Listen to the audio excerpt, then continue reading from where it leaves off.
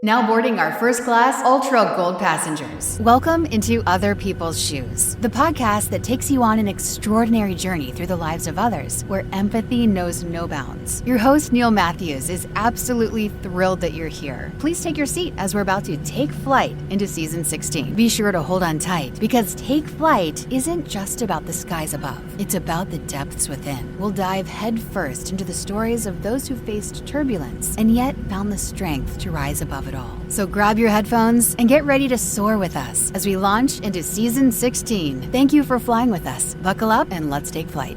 That is right. Let us take flight today. Now, for some of you, when you hear this name, you're going to immediately be drawn back through the quantum leap of time to a place called Hazard County. Now, let me be candid here. We are not necessarily in Hazard County. There is maybe an element to that, and I'm going to explain why here in a moment. We had a great guest come on last month, even in our month of March, and lo and behold, tight-knit community that I didn't know existed, and maybe you didn't know existed either. This military close-knit bond of a community flown us down the skies above to another pilot, and I'm so excited to sit with him today. Now, here's how the Dukes of Hazzard reference come in. Welcome in my good friend Roscoe P. Coltrane. Dude, thanks for having me. I appreciate it, and I appreciate the references you and I together. It seemed like when we were talking on the phone, driving down the road, I was driving down the road the other day, and you could just tell that the universe was at work, man. Funny how when you go through your life, you can kind of start connecting some of these dots, just see how the different paths of your life line up perfectly sometimes. And one of the big things that I talk about all the time is opportunities. And this was one of them, man. It was super cool. You never know when one person is going to come into your life and completely change your vector. I love that. And who we're talking about is a guy named Dom, or AKA Slice. I think I should lead with Slice and then AKA Dom. I don't know what comes first, the given name to you at birth, or is it the now call sign? I never know what we should put first. Maybe you could settle that for us. My mom named me Paul. The Air Force named me Roscoe. My wife really wants to get my attention when we're out in public. She'll yell Roscoe across the room. I typically turn a lot faster towards that than Paul. Here's a fun fact for you. Slice and I have never shaken hands. We've never actually met face to face, and we work at the same Air Force base over here. We talk all the time. We text all the time and go on a lot of the same shows, and we talk about a lot of the same stuff. We've never actually sat down in the same room together. I think that needs to happen. Oh, yeah. It's in the works. In fact, I've invited him on my show. He was in a busy season around the holidays, and so he just wanted to dial back a little bit, pump the brakes some, and we're definitely going to line it up for sure. Well, here's the funny thing too, is you talk about the universe. Some would say God, some would say deity, whatever. Again, you can insert that whatever. I would say God. For me, there's a guy in Texas that to this day I've met roughly about 5 years ago, and his name's Sean McCoy, and he used to have a show called Come to the Table, and he's done a number of other shows because he just loves podcasting and pickleball. Those two seem to go together, yeah. Tied between the two, really. I think you should have a pickleball show. So, Sean, if you're listening to this episode, start a pickleball show. My brother-in-law, who I told you is also named Rory Paul White, is my brother-in-law, his full name. So it kind of was similar to you in a lot of regards. The thing with Sean and I is we've never met face-to-face, but my brother-in-law actually has met him face-to-face. I have not. And so I'm still mad to this day, actually, at my brother-in-law for that reason. When I was getting ready to publish a book, been almost 2 years now, started that process. My wife had gone to high school with this guy who lives in Oregon. I think he's pretty close to you up in that area somewhere anyways. You're in Southwest. Is that where Medford is? Yeah. So we're about 25 miles from the California border. Yeah. Okay. So he's right there in maybe one of those adjacent towns next to you. She remembers this guy that she went to high school with that had self-published a few books. His wife has a tremendous story of surviving cancer, and he wrote a lot of books from the caregiver's point of view. So she sent him a Facebook message and says, "Hey, will you talk to my husband about the process of writing and publishing books?" And he goes, "Sure." First time I talked to this dude, we talked for 3 hours and 18 minutes on the phone. We just hit it off. It's at least once a week. We still talk, and we've never met. He's in Oregon. I'm in Phoenix. It's like having a pen pal when you're a kid. You write these letters, you build these relationships with these people, and hopefully you don't get catfished. You talk about the pen pal. It does feel like that as well. Yeah. I went to Carolina back in last November, and I met up with some ladies with my brother-in-law with me. We met up with some ladies that I had met through podcasting. One lives in Cary and the other one lives in Virginia. Came down and met me in Carolina. Was very much like that. It very much felt like a pen pal from old. And I think that's what this next generation is really experiencing. You talk about writing a letter, nobody even knows what that is. If you asked anyone under the age of 30, most of them probably wouldn't know what a letter is. Even writing letters has gone digital. We have what I call a fourth kid. He's our bonus kid. Youngest son's best friend's been living with us for about 2 years. And I talked him into going into the Air Force. And while he was in basic training, you don't send letters back and forth anymore. It's all over a digital app. And then they print it out, put a stamp on it, and put it in his mailbox. It's so weird. What? It's an app called Sandbox. So for any of the military families that might be listening, if you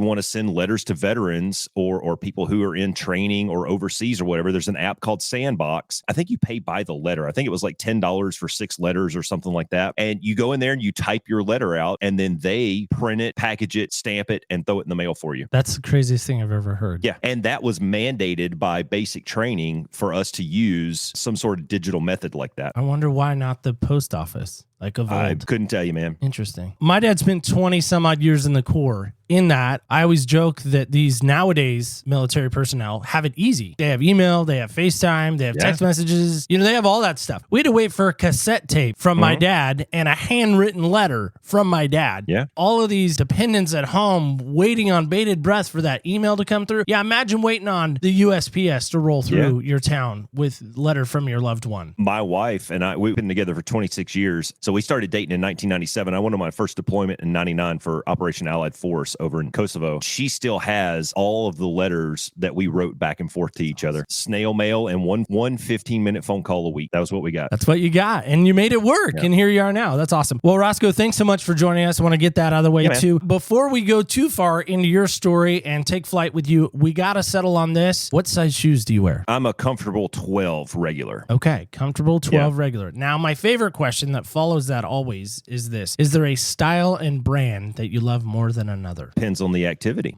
Okay. Yeah. So help me. If you're just, let's say, casually walking through a mall or casually on a weekend, what are you rocking? I'm a Skechers kind of guy. Okay. No hate. Yep. I'm going to try not to have the hate for the Skechers. Hey, they're cheap and they're comfortable, man. And I'm a tightwad. Now, if I'm running, I'm an Asics guy, and I recycle my shoes. So last year's running shoes become this year's yard work shoes. And then eventually they get to be the dog's chew on shoes, and then they go in the trash. I get my 60 or $70 out worth of my shoes. My dress shoes that I wear to work are generally all Skechers, and my just kick around town, like you say, go to the mall, go to the movies or something, I'm probably wearing Skechers. My birthday was back in March, so I just got not only Crocs, which I'm embarrassed to admit, but they are North Carolina Crocs. So in my defense, they are North Carolina Crocs. And then Hey Dudes. Have you heard of these? I have heard of them. I just can't get over wearing shoes with no socks. Okay. All right. So I haven't embraced the no sock Hey Dude yet. Hey Dudes with no socks yet, I think is what I'm trying to say there. I just got a pair of Hey Dudes as well. And I know this is going to shock you, Roscoe, even though we just met. They're also North Carolina Hey Dudes. You know what, man? I'm sure God loves you anyway for the Crocs and the Hey Dudes. I really don't know what to tell you on that. I have several friends who wear those to work, and they swear that it's the most comfortable shoe they've ever worn. I'm not going to lie. They are pretty comfy. I mean, I was hating on not necessarily the Crocs. I will say the Hey Dudes, I wore them for a weekend straight during my birthday weekend. Really, it's my birthday month. In any event, during my birthday weekend, we went to the mall. We went to just shopping. We never made it to Costco, thankfully. It was my birthday, and so I didn't have to go to Costco. I wore them all weekend, and they were fine. I didn't mind. I might try a pair this summer just for walking around the backyard, around the pool or something like that, just to see. My thing is, man, and this may be TMI, but my feet smell really bad because I sweat a lot. And, you know, some people sweat, some people don't. I'm a sweater. It makes all of my shoes smell really bad. So if I were to wear those without socks, it would, pretty sure my wife would have issues with that. That might be a national security issue as well, right? It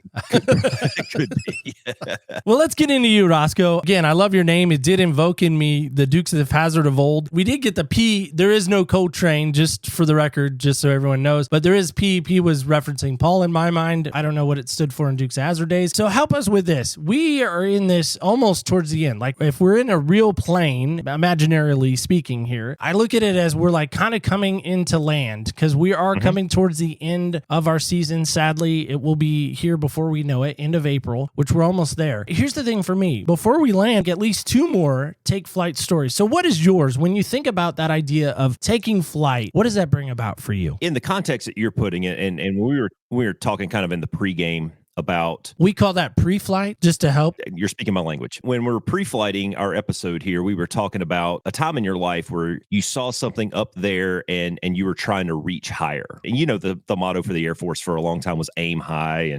And you have so many of these platitudes that get thrown around about that. Really, man, it comes down to, in your personal life, I think it comes down to set audacious goals and then figure out a way to reach that goal. Kids are from 19 through 27 years old, and I have grandkids, and I tell them all the same thing. I was like, dude, in order to have great things in life, you have to do hard things to get there. My 19-year-old has been home for spring break, and for the last 3 days, he's been up at like 5:30 in the morning, and he's been working his butt off all weekend. Point is, you got to do hard stuff. And my personal story of that begins on a cotton farm down south. My dad was a cotton farmer, and that's how I grew up. I grew up out in the country. I'm a country boy, and I still love country boy things. When I saw Top Gun when I was a kid, airplanes just did it for me. I don't know why. Some people are into computers. Some people are into knitting. I was into airplanes. And I used to sit out in the cotton field and watch the crop dusters fly around, kind of daydream about what that must be like. My thing was I didn't have a mentor when I was younger to really take me under his wing and illuminate that path forward. So I had to kind of make it up as I go. Went to college, failed miserably, did not invite me back after a couple of years. And so I enlisted in the Air Force and I became an aircraft mechanic. I was an F-15 crew chief, and I did that for 8 years. And during that 8 years, I got married. I had 3 kids. Well, my wife had 3 kids. I was just kind of along for the ride. I went to school and I got my bachelor's and master's degree and kind of got to this point in my career where I saw myself getting behind a desk for several years ahead of me and was not excited about that. Put in a package to go to officer training school and they offered me a flying position. So really it was just dumb luck and timing that got me into flying. And that's when I really took off, man. That was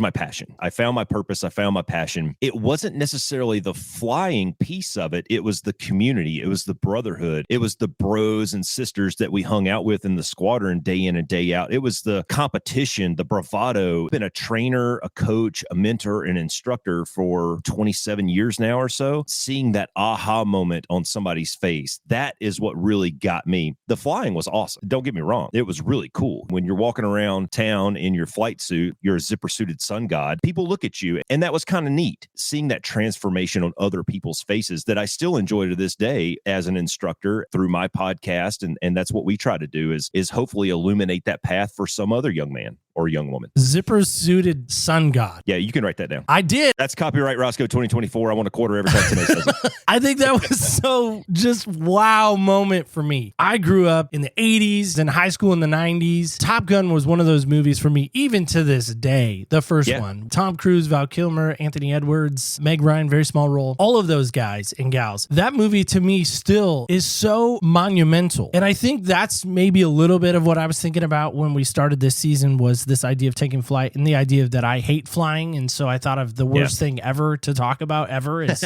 flight. But also being a Carolina guy, couldn't help but invoke a little bit of take flight with MJ and the Jordans and all that. All that, when I was back in North Carolina, we were getting ready to go home. Carolina is my heaven. I would always envision of going back there and to spend 4 days there was just incredible. So I'm trying to hold on to every morsel of North Carolina that I can think of. My brother-in-law calls North Carolina my drug, that I was jonesing. Anytime we were away from something, North Carolina, I would have to go and find something to get a hit again. I don't know if that's true, but that's his perception. We're going to let that go. In the airport, I miss my girls. I miss my wife. I miss my daughter. I miss them. Yes. It's so just sad because I was like, it's coming to an end. This amazing trip, this amazing opportunity that I've had is now coming to an end. I'm walking through the airport gift shop trying to kill time before our plane takes off. And I see this mug, and I love mugs. I probably have too many of them. My wife would echo this right now. She's probably yelling into the radio as she's listening right now. Yes, honey, you have too many mugs. Stop buying them. But I bought one more, okay? One more. And it's the Wright brothers. It has their first flight from Kitty Hawk, and it says North Carolina, the first flight state. And I was like, this is perfect. This is for our season. I'm going to love it. But Roscoe, talk to me for a second about somebody right now who says maybe right now in their moment, you know what? I've had a good run of it. I've had some challenges. Now it's coming to an end. That is a great subject. And you can get really deep on some of that stuff when you start getting into the mental challenges challenges that presents. And a lot of people go into depression. We have covered this extensively on our show as well. Even the greats have to hang them up sometimes, man. I mean, Tom Brady had to hang them up. He can't be a Hall of Fame quarterback for the rest of his life. I still think he could start right now, by the way. He probably could with some of the guys that are out there. Yeah, you see this all the time, from politics down to CEOs to professional athletes to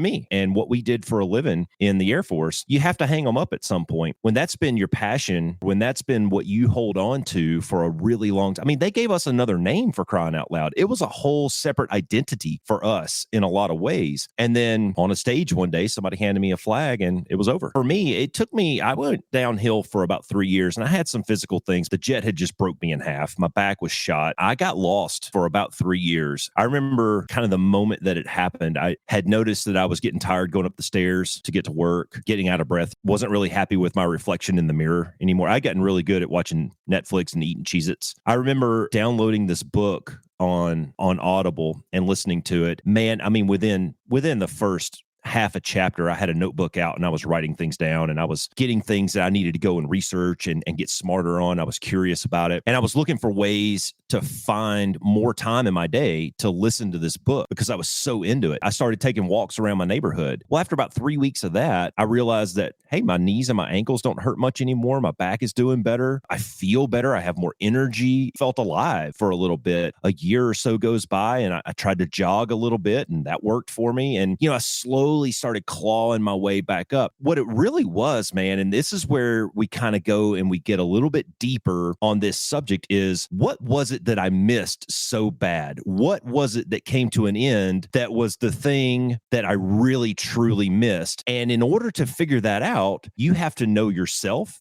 You have to be extremely self-aware. You have to spend some time inside your own head, and you have to really get down and find your personal values. And one of my personal values is seeing that aha moment on people and being that mentor and being that coach. And that was what I really, really missed. Now, lucky for me, in my current job, I still get to do that quite a bit. And I still get to have an influence on some of the younger kids. I've got 2 19-year-old ROTC kids asleep in the next room right now. They came down with my son to hang out for the week. And we chatted up, we talked, and I try to pass on some of those life lessons. And once I figured that out, it took me about 3.5 years to figure out what it was that I was truly missing. Once I figured that out and I pinpointed it, I'm in a really good place right now. I've gotten my mind, body, soul balance back in check. I read a lot more. I'm really active. I'm going out into the community and volunteering for things. All that goes back to, I had to climb my way out of that slight depression that I was in. And that feeling of loss and that grief over losing that part of me, that identity of me. Once I refound my purpose and my passion, that's really the ticket out of all that. Well, first off, thanks for sharing that. What comes to mind is 2 things for me. Being a veteran that you are, I think your story is almost,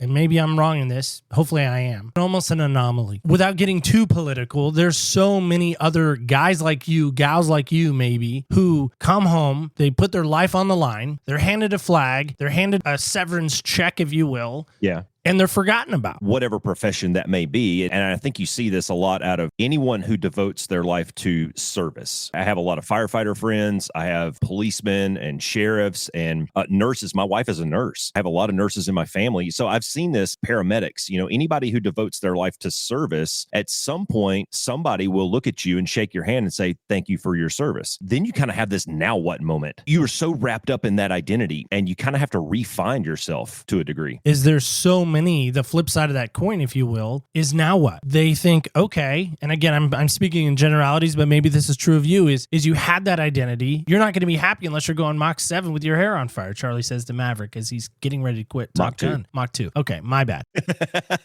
Is even Maverick in Top Gun was like, okay, I'm done. I can't go on. Granted, his Rio did die. That was pretty traumatic. I cried. I still cry during those moments. Is he started to even recognize and realize, hey, there's something missing. I can't go on any longer. And maybe it is a tragedy. Maybe it's a death. Maybe it is a scary moment. Maybe it is one of these things. There are so many veterans that I hear about that don't find that drive. I'm not a Kobe Bryant fan, but I would almost equate it to a Mamba mentality. This idea of there's something bigger than me. I need to keep going. I need to keep striving. I mean, you even kind of alluded to it. It took you some dark moments to finally wake up and go, okay, it's time to start again. But why is it there are so many veterans that don't have that same mindset, that they fall into the drug trap trap or the depression trap, or God forbid, they take their own life trap? I think it's pretty simple, and I don't think it's veteran specific. I think they lost their why. You want to go Simon Sinek on it and talk about finding your why. That's really finding your passion and finding your purpose. Some of the veterans, they associate, we say veterans all the time, but man, this happens to everybody. At some point in your life, you're going to get to a point where you can't do the things that you really enjoy doing. It could be jogging, for crying out loud. I was a runner. That was my happy place. I'd come in from work, long day at work, tell my wife, hey, give me 30 minutes. And I'd head out the front door, come back. I was decompressed. I'd been listening to Motley Crue for 30 minutes and feel good. Well, then when my back broke and I couldn't jog anymore, that sucked, man. So it could happen. It does happen to probably everybody. At some point, you're going to lose that piece of you. And if you associate your identity with that, then that's going to be a big blow to you. My thing would be, you have to dig down and find out what about that thing was the why. Why did you do this? Why was it that you put so much effort and energy into it? And if you want to go back to the Top Gun reference, go watch Top Gun Maverick, the second movie. And there's a point in that movie where you can see him transition to the next chapter. And it was when they were on the beach playing what he called dogfight football. The rest of us call it ultimate football. He's sitting in a lawn chair and he gets this huge grin on his face. And you can tell that that was just like his proud dad moment. He was looking at the kids, and that was kind of the passing of the torch to the younger generation. He's able to move on and go, okay, I might not be able to do the thing that I like to do as well as I used to do it. I can teach other people how to do that and get fulfillment out of that and get happiness out of that and come home with a smile on my face now. Tom Brady may not be able to throw the football like he used to. He can still find fulfillment doing other things associated with that. So you really have to do a personal values exercise and find out what about that thing drove you. But again, I think there's so many times where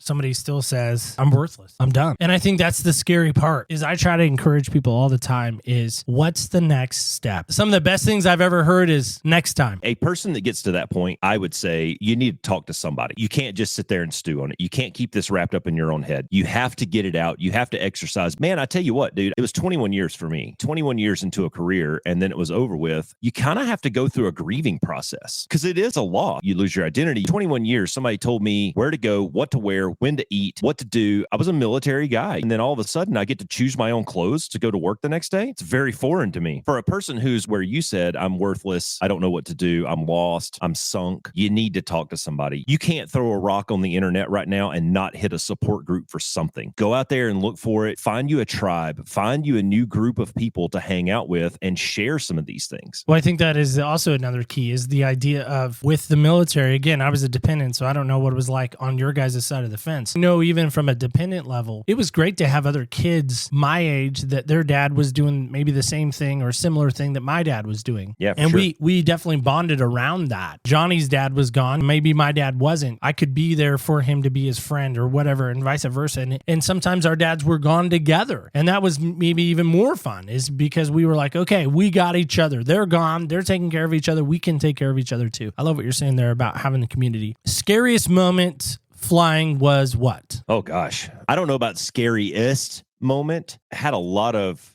scary moments, almost hitting the ground. That's always pretty scary. That feeling of not knowing which end is up. That's always pretty scary. We train so much to these things and we have rote processes. One of the things I think in our community, in the flying community, that we do very well is we practice failure so much. We know how we're going to react when a certain situation arises. We practice to failure. Get in the simulators, we'll either make it dark or we'll throw in a bunch of weather. And so you're flying in clouds, and then we'll put you upside down and make you figure it out. And there's processes that you go through so that when that event happens to you in the real world, you don't panic. And that's probably the biggest key to the whole thing is take a breath, wiggle your toes a little bit, get back on the instruments, write the jet up. We have a lot of little mantras and platitudes that we use to help you with this. Scary moments in my career were generally around getting very, very close to the ground when we didn't intend to be very, very close to the ground. There's a comma in that sentence that Were you flying? Were you a Rio? What was your role exactly? So I was a backseater because I was an aircraft mechanic on the enlisted side. And when I put in my package to go to officer training school, I thought I was too old to fly. I was right at 28 years old. So I didn't even put in for a flying position. I put in to be a maintenance officer. When you're on the enlisted side trying to transition over, all of your paperwork and everything goes through the education office on base. And she sent my package to to a flying board versus a non-flying board. And there was a master sergeant down at Randolph Air Force Base that screens all the packages when they come in. I mean, because you can kind of tell if a guy's a decent candidate or not just based on the paperwork. And he called her up and says, hey, guy's got a good package. Ask him if he wants to fly. And it was just in the right time of the Air Force cycle where they had gotten rid of a bunch of people a few years before. And then they kind of had an oh crap moment. We need more people. Again, it was just dumb luck and timing, man. So I was a backseater, an F-15 Wizzo. My last assignment was I got to come down here and be in F-16s as a Wizzo flying with the Republic of Singapore Air Force. So really unique opportunity. At that time, I was the first and only person to do that. So you, in all intents and purposes, were Goose in some respects. Yeah, if you want to make that analogy, sure. Okay, just so I can help me. Because I remember even in Top Gun, Rooster gets in the jet with Maverick, which, by the way, I think is an amazing scene. That one, they found a F-16, which I thought was hilarious. And then, he's like, I don't know, your dad did all that stuff. I still crack up at that. That's like one of the best lines from that movie. If you really want to get a good laugh, go over to my podcast and listen to the Top Gun Maverick episode. And we go on for a little over an hour we broke down that whole movie. There's a lot of, I'll say, dramatic license in that movie. And we picked out a lot of things that were maybe real, maybe Hollywood. Cinematography was great. And the story's pretty cool. But that scene, we actually talk about that scene for quite a few minutes and how impossible it is. Don't wreck it for me. I like it being possible. It makes for good cinema for sure. You weren't even a naval aviator. I mean, you're the Air Force. That doesn't even exist, right? It's UFOs are real. It's the Air Force that doesn't exist. Something like that. Here's the biggest difference is I've got a 2-mile runway instead of a little short boat, and I don't have to sleep with a bunch of other dudes. I go to a hotel with sunken sheets. So you can take your pick, and life's about choices, and we can go down that road if you want to. So coolest plane that you ever maybe got to be in, fly in, or maybe be around? You can see the picture behind me, man. I'm Strike Eagles all the way. The Viper was cool. The F-16, I kind of say it's like driving my Ram 2500 versus driving a sports car or a Porsche. They'll both do 120 miles an hour. They just do it very differently. The Strike Eagle had a very cool mission. There were 2 people in the jet. It had a lot of capabilities that a lot of other jets don't have. And I thought it made it very unique. When you put all of those things together, it was a surreal experience up until my last flight when my wife and kids were out there hosing me down with water hoses. I never lost sight of how lucky I was to be doing what I was. I can remember taxiing out with another guy going, hey man, who in the world thought it was a good idea to give us the keys to an airplane like this? Holy crap, man. I just never lost that awe of the moment. And I read this really good book a while back, Winners Never Cheat. I underlined only a couple of things in this entire book, highlighted this one section, and it said, you only have a moment to enjoy this moment. And that's something I've been really trying to focus on for the last couple of years is being present. Don't live in the past. What I did is not who I am. Not being so future focused that I lose sight of where I'm at right now. I'm really enjoying dating my wife again. We're empty nesters now, so I'm really enjoying dating her again and just being present. The grass is green where you water it. Well, water it where you are, man, and watch that grass grow and have fun and really enjoy that moment and soak them in. And looking back on it, that was something I got right, was I never lost sight of how lucky I was to be doing the things that I got to do. You talk about being hosed down by your family. Was that a ritual that was at the end of the flight? That's kind of a it was passing of time. Okay, just to help with that. Champagne and little fire extinguishers filled with water, and the kids go out there and hose you down. My wife poured an entire bottle of freezing champagne over my head. And if you've never had freezing cold champagne in your eyes, it's an experience. Would you recommend it? 10 out of 10, no.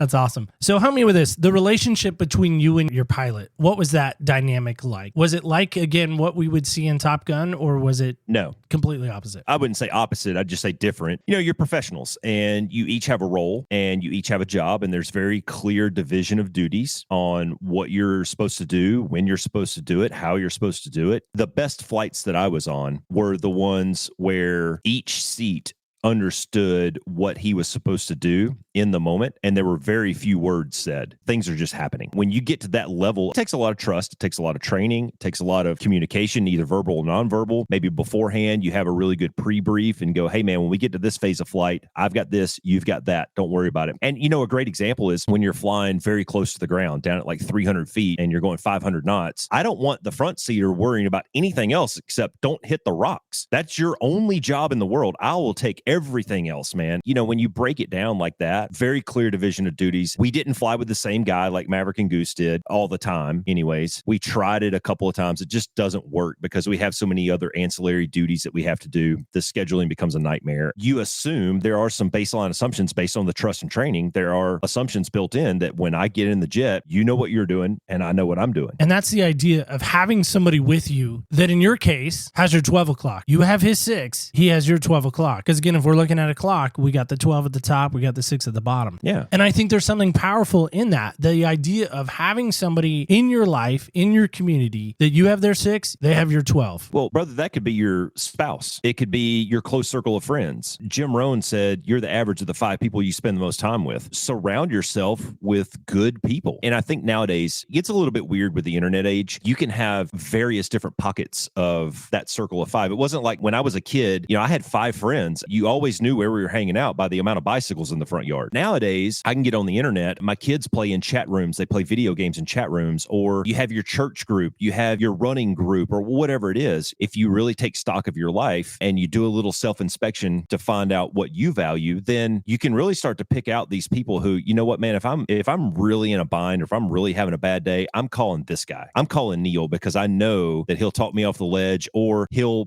just listen. Sometimes you just need somebody to freaking listen to you, man. And I don't need you to solve my problem. I just need you to shut up and sit there and let me vent for a second. And then let's go play pickleball if you want to. Yeah, again, I think there's so much value in that. When you think about your career and you think about the span of it, one moment or maybe a couple of moments where you stood back and you were like, okay, if it wasn't for this person, if it wasn't for maybe this situation, my life, my trajectory, my who I am, maybe is not the same. Let me just start out by saying sometimes failure is our greatest teacher. When I was not selected to go to fighter weapons school, that was a little bit of a blow. I had kind of expected it. I was kind of being groomed to a certain point. Some conflict of personality with my squadron commander, and he elected to send me somewhere else. It took me about 2 years after that. I was on a deployment. I was in Afghanistan in the middle of nowhere, and it was a 9-month deployment. It was super long. It was the longest one that I did. I remember I kind of had this epiphany of, man, the Air Force is a job. It's not a lifestyle. And that was the pivot point for me in my career. And I still had about 6 or 7 years to go before I was going to retire. That was the pivot point for me where I started to dial it back from the Air Force lifestyle and take that off of the pedestal that I'd put it on. I was so driven. I was so focused. In a lot of ways, I was future focused, and I wasn't focused on the present. I wasn't focused on being there for my kids, doing the things that I needed to do to be the best dad I could be, and all that. When I had that slap in the face,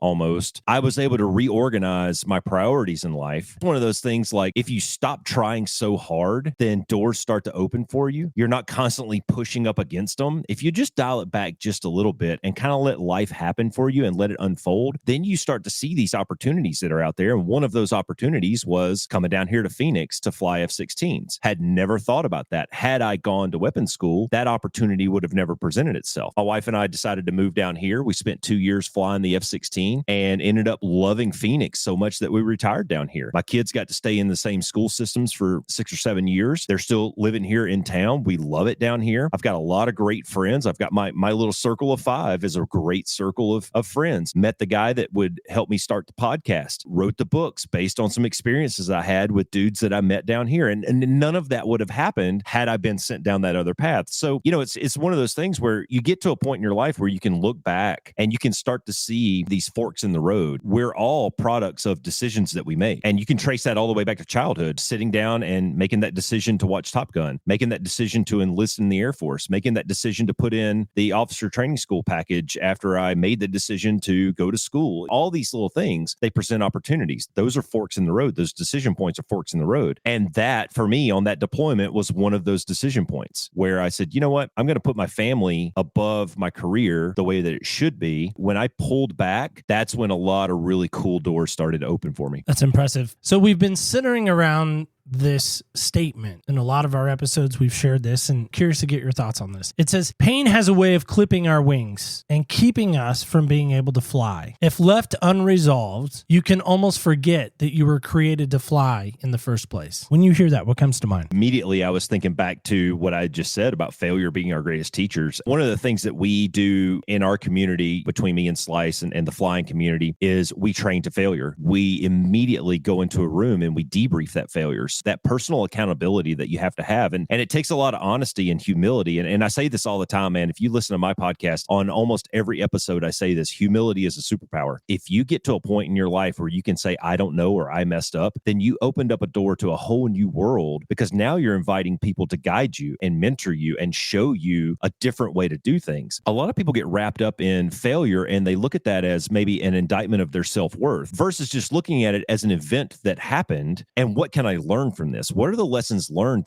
that I can apply to the next time? If you're trying to train for a marathon, have you seen that movie Brittany Runs a Marathon? I have not yet, no. If you haven't, it's worth a watch, man, because he gets inspired and she's going to go out and she's going to run this marathon. She goes and buys all her cool guy gear and goes out the front door, and she makes it about 100 yards and doubles over. Well, 100 yards is very far shorter than 26.2 miles. The point is, you're going to fail. If you try hard things, if you try set audacious goals and you go out and you attempt hard things, you're going to fail. When you look at that as just an event that happened and you draw out the lessons, maybe you just needed to train a little bit more. Maybe you just needed a little bit more time. Maybe you needed another certification for your computer science or whatever it is that you're trying to attempt. Saving for retirement. Maybe you need to go and get that other certification at work to give you a little bit more disposable income so that you can bump up your 401k. And these are how we put together these goals, and it's an iterative process. And all along the way, you're going to reach points where you're going to have failure. If you can look at that failure, draw out the lessons learned from it, and apply those, then the next time you attempt that, you're going to be a little bit better. And this analogy that I used with my kids, we're a football family. I coached them. They all played football. We had a great football life in our house. And I always use the analogy of just move the ball. If you can just move the ball a little bit, even if you move it an inch, you're an inch closer to your goal. Well, you've talked about it a few times. We've hovered around it. We've done a flyby over it. Maybe now let's really land it. Tell us about the show. Tell us about the books. Where can folks maybe reach out to you and maybe learn more about you, or maybe have a further conversation if they're interested in some of the things that you've shared? Sure. If you want to get in touch with me, the best way is on either Facebook, Instagram, or LinkedIn. I'm at Paul Roscoe White. So that's pretty simple. Our podcast is called Be One, Change One. It started from the idea of we wanted to be the person that changes one life. Really what we do is exactly what you and I have been talking about. We try to throw out these things and help people get over some of the hurdles that they're facing. We talk a lot about resiliency and mental toughness, goal setting and planning and executing, and then that personal accountability and self-inspection that you have to have. We have a website. It's www.be1change1.com. That's B and the number one, change and the number one.com. And you can find us on Apple Podcasts or Spotify as well. We've got a pretty weak YouTube game right now, but we are on YouTube. If you want to see our ugly mugs up there talking to each other, we're really excited for the next volume of episodes that are coming out, because we're starting to have some guests on that I think have really powerful messages. We interviewed the first female Thunderbird pilot, who also is a survivor of tick-borne illness, and she has a phenomenal story. We've interviewed amputees who talk about that, interviewed Air Force colonels who survived breast cancer. Those are the kind of conversations that we're trying to have there. The two books, that No New Lessons book that I put out a year and a half ago or so, is chocked full of failure, brought back to the lessons that we learned from that failure. And it's about a pretty epic hike up in Alaska. If you've ever seen or heard of the movie Into the Wild or read the book by John Krakauer, there's a bus out in the middle of Alaska, and we hiked out to that bus. It was pretty cool. Work Hard, Don't Suck, my other book, is all just life lessons I was passing on to my kids. As they were fleeing the coop and going out to write their own narratives of life, I wanted to give them one last volley of dad advice. Collection of 61 stories and lessons that I tried to give to them. Work hard, don't suck. I love the title of that. Just don't suck. That's really all you need in life. If you got a good work ethic and you try to suck a little bit less than you did yesterday, then I think you're going to be okay. I've never heard it put it quite like that. I love just the bold, the brashness of it. Yeah. Work hard, don't suck. We don't mince words around here. Yeah, we just get right to the point. Apparently not.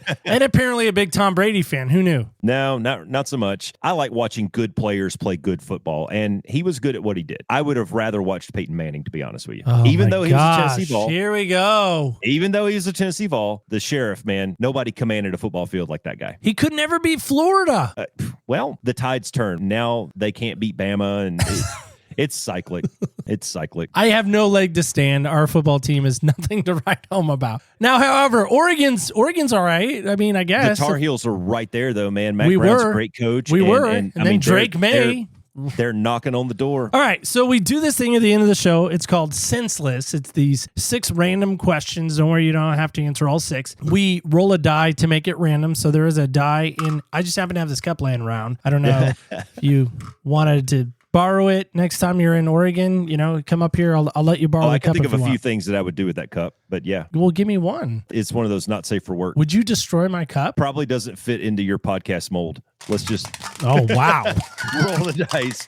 You should probably get a Magic 8 Ball instead. That'd be fun, right? Maybe we should do that for next season. Magic 8 Ball. All right, here we go. Number 3 is your number. There we are. Number 3. Are you reading anything interesting? Are you watching any shows or movies right now? So again, you're on a plane. What are you doing said thing on plane? How much time do you got? I have gotten into, I read a lot of spy thrillers. I love Brad Thor. I love Mark Greaney. I love Vince Flynn. My wife went down to this used book sale or whatever down at the Coliseum a few weeks ago, and she got me the entire series of the Vince Flynn novels, and they follow one character through. If you ever seen the movie American Assassin on Netflix, it follows Mitch Rapp is the character. I've actually taken a break from that. I've been reading a lot on the JFK conspiracy. Holy buckets, man. There is a lot there, and it's really interesting stuff to me. I try to mix in a lot of nonfiction with the fiction that I read. I think the fiction is very important to energize that creative side of your brain and just kind of get lost. And, some people can't meditate. Some people need an escape from reality sometimes. And that's one of the chief reasons that I read those types of books. The nonfiction that I read right now is I've kind of branched out of the self-help stuff, and I'm reading a lot of the stuff on the Kennedy assassination. I want that one solved in my lifetime.